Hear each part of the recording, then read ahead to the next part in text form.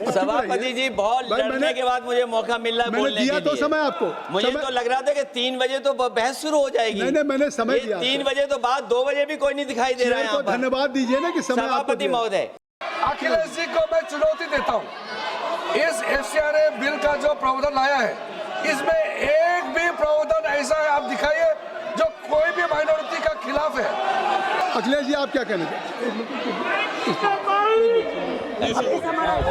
सभापति जी, बहुत लड़ने के बाद मुझे मौका मिल रहा है बोलने के लिए। तो समय आपको मुझे तो लग रहा था कि 3 बजे तो बहस शुरू हो जाएगी। नहीं, मैंने समय दिया। 3 बजे तो बाद 2 बजे भी कोई नहीं दिखाई दे रहा है यहाँ पर। धन्यवाद दीजिए ना कि समय। सभापति महोदय, जो सरकार FCRA ला रही है, इसके खिलाफ में हम पूरे विपक्ष के लोग हैं।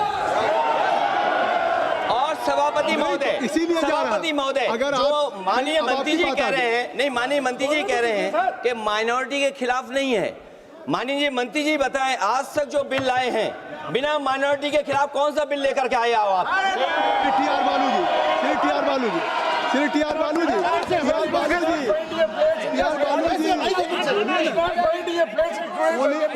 only TR बालू जी। You're suddenly bringing the bill before the House. It has to be withdrawn.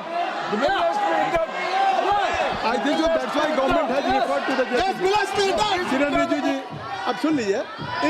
मैं जिम्मेदारी का सब कह रहा हूँ।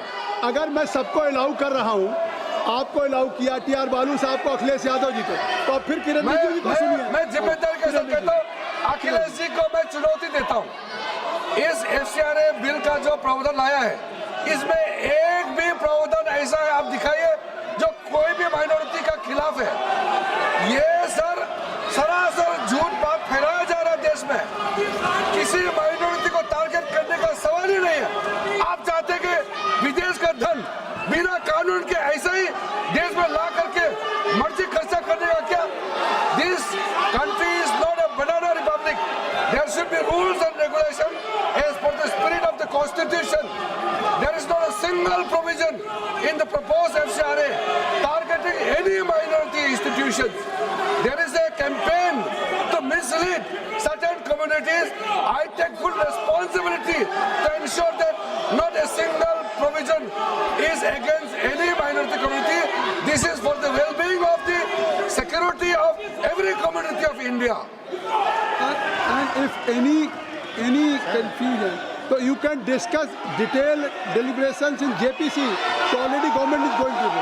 प्रश्न ये है कि श्री नित्यानंद राय जी द्वारा प्रस्तुत प्रस्ताव को स्वीकृत किया जाए।